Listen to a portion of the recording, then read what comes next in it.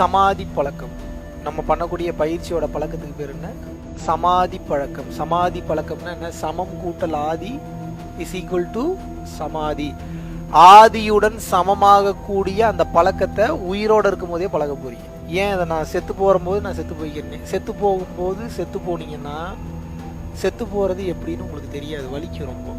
அதனால செத்து போகும்போது சாகிறத விட உயிரோடு இருக்கும்போதே செத்து செத்து பழகிட்டீங்கன்னா சாகும்போது சுகமாக இருக்கும். அப்போ சாகிறதுக்கு தான் பயிற்சி பண்ணுறோமா? சாகிறதுக்கு பயிற்சி பண்ணலாம். மனிதன் செத்தால் தான் இறப்பு. தீட்சை வாங்கிய யோகி தனது உயிரை எப்போது நிறுத்த வேண்டும் என்று முடிவெடுத்து அவன் அந்த நேரத்தில் அவனோட மூச்சை நிறுத்த முடியும். இதுக்கு பேர் சமாதி. என் மூச்சு அது இஷ்டத்துக்கு போச்சுன்னா சாவுங்க, இறப்பு. என் மூச்சு எப்போ போகணும் நான் முடிவெடுத்து மூச்சு போச்சுன்னா அது பேர் ஜீவசமாதி. அவ்வளோதான் மேட்ரு.